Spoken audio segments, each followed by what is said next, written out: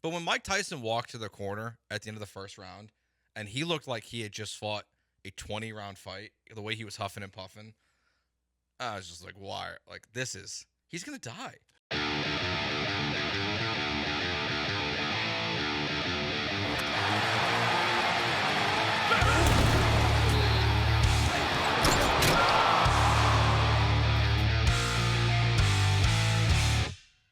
We thought to ourselves, all right, I guess we got to watch this fight, even though none of us believe it's really a fight. Yeah, I get it. Mike Tyson is Mike Tyson, but he's also 58. Jake Paul's a YouTuber.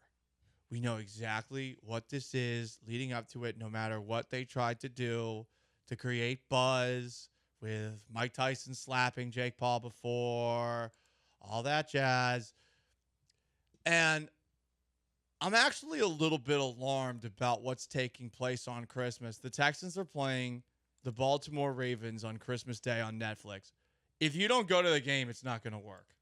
I can't believe how horrible a job Netflix did of just doing the one simple thing that they were supposed to for this joke of a fight, which is to actually make streaming work. And you would think that the company that's basically invented the whole thing would be able to figure out how to set something up where everyone would be able to watch it.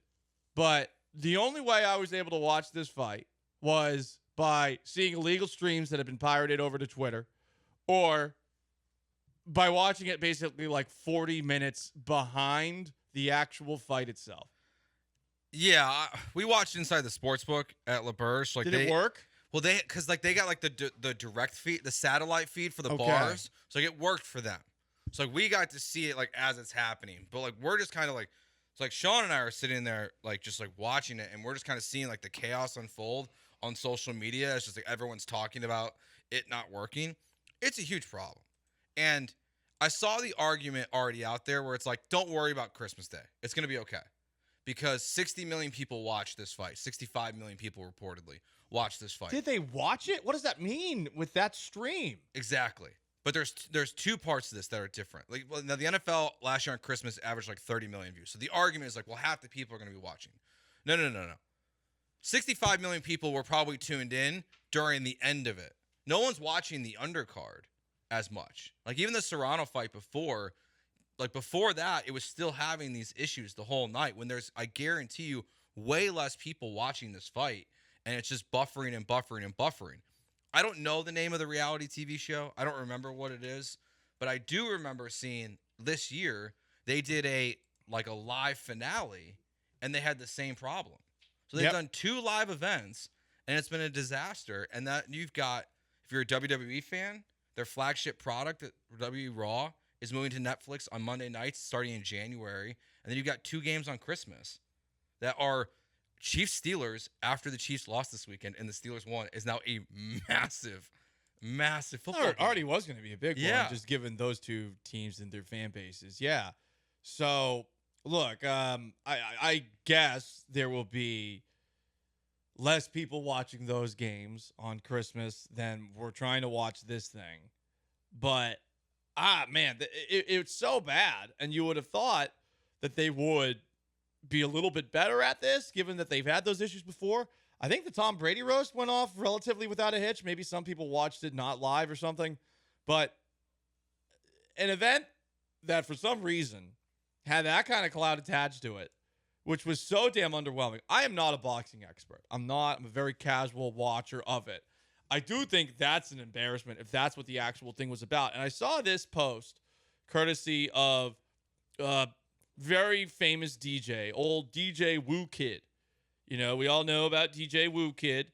And he reveals that he talked to Jake Paul and discovered that in this fight, where there was very little punching, he and Mike Tyson legally weren't allowed to go at each other hard during the match. I guess that's what Paul's posse was saying at the bar that they went to, the club that they went to where DJ Woo Kid was afterwards, and everyone was chirping about it.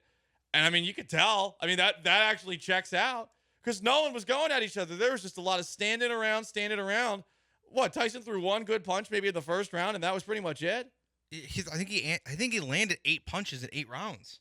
Like, it was, I don't know why we do this. I don't know why we watch these things, but we do, and we'll probably watch the next one. And I think it's because Jake Paul is just such an incredible you villain. want to see him get punched in the face, yeah. Yeah, like people want to you want to see a see douche him get die. knocked out. Yeah, like that's the only reason why we watch. There's no other reason. But God, it was terrible. The fight was awful. And like this is boxing now. Yeah. Like people know Jake Paul as a boxer more than Canelo or any of the big name actual boxers out there. Like it is a dead sport if this is what it's turned into. It's kind of sad. But people still watch it. I mean, so I guess it's not that dead of a sport. Like that's the weird thing here. But it's not real boxing. It's definitely not real boxing. Like it's they're watching Jake Paul. Like they're not watching any other fights like this. I'd rather watch the claymation version of the old TV show that was on MTV, Celebrity Deathmatch, than this. Because that is what this is essentially turned into, except for in Celebrity Deathmatch, due to the power of claymation and imagination and wackiness, they could do some really wild things there. This is just two guys that are basically circling each other. And I'm an idiot because I watched it. I felt the need to watch it because, well, it's my job, right? I guess this is a sporting event. I know a lot of other people watched it. 65 million people watched it. I don't know why we do it. I don't know why. Like, if I was not at a sports bar, now honestly, the people I really don't understand, Paul, is the people who kept trying as it's just buffering. Like, who didn't bail on it, and they're just like tweeting through it, like, and they're just like, "This is the worst ever," and it's like, don't you just like quit watching it? There like, were quit multiple trying times. At some point? There were multiple times where I thought about saying, let's try to watch something else, but I think what kept bringing us back, the carrot, was that, as you said, you want to see Jake Paul get punched. You just wanted one. Just one. Did he even get one in? I think he got one there was one in the first round. Like, it looked like Tyson got him. It's a glancing blow. A little bit. From the 832. That was elderly abuse. Yes. Another from the 832. I read that Tyson wasn't allowed to throw uppercuts. Can't use it. LOL. I mean, it did seem like that. It seemed like both of them had essentially talked to each other before, and they had come up with some sort of business arrangement on top of the business arrangement that this thing already was. Yeah. The end of the first round, when like Tyson definitely won the first round. Jake Paul definitely let him win the first round. It very much reminds me of, to a much worse extent, the McGregor-Mayweather fight, where Mayweather just let McGregor stay in that thing for the first couple rounds to keep it competitive, and then when he wanted to turn it on, it was over. But it did seem at some point like that fight was a little competitive. No? Yeah, like Conor, but like it almost like by the end of it, it felt like Floyd wasn't trying. But when Mike Tyson walked to the corner at the end of the first round, and he looked like he had just fought a 20-round fight, the way he was huffing and puffing, I was just like, why? Like, he's going to die. And look, it sounds crazy. I've seen it. Like, I don't know if you were there or if you had any interest in this, but like when Bellator was here at Toyota Center. I don't even know who that is. It's like a lower level gotcha. MMA promotion. Okay. And Kimbo Slice fought Dada 5000, and Dada 5000 had to get stretchered out because he basically had a heart attack in the ring and nearly died, and then so did Kimbo Slice in that fight. Like, we've seen unathletic people nearly die in the ring for just being like terribly out of shape. I was not sure Mike Tyson was going to live through this. And remember, the fight got canceled once because Tyson almost died this offseason. Yeah. Or whatever, this build up to the fight. Yeah, Tyson actually put an Instagram post up saying like, yeah, I almost died. I think he said something like 25 pints of blood he needed to have replaced or something along those lines because of what happened, because of the ulcer he had, which is an insane amount. I didn't think an ulcer could hit the fans quite like that, but it's a bummer that it was. We all knew what it was going to be. I really, more than anything, I just feel like a fool for watching it. I get it. I was with friends, but like we spent the whole time trying to get the thing to go, and there was a part of us that were thinking, what if this is like the Sopranos series finale, where everyone thought their cable went out and something happened and none of us were able to see it because the streaming was down, and then the conversation's going to continue on Monday and people will still be talking about this absolute abomination of a fight. And, I mean, we didn't have that because there weren't any punches thrown. No, the only abomination we're talking about is Jerry Jones getting on the microphone and it not working and talking about how excited the NFL is to be partnering with Netflix. Yeah, and and you couldn't hear him say it. That sounds right. Like what Texter pointed out for the people in Houston, it won't be an issue because it'll be on local television, but the Chiefs Steelers game won't be. If you're in, and another point, I think maybe the same person pointed out. The one where more people are going to watch. Yeah, if you're in Beaumont, so like you're just big money outside the Houston city limits, you'll have to watch on Netflix, and it won't work potentially. That's a disaster if that happens on Christmas Day.